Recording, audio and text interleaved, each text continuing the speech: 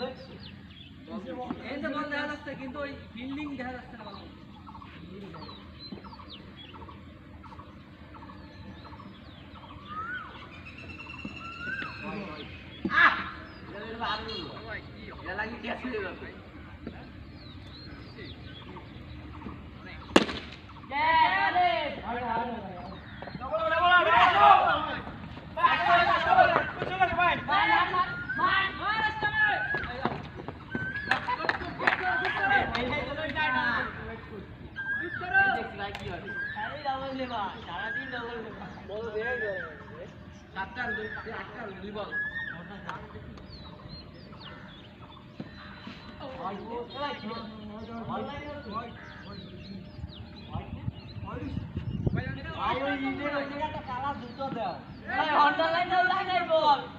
বল পুরা ভিতরে খেলা করে থাকতো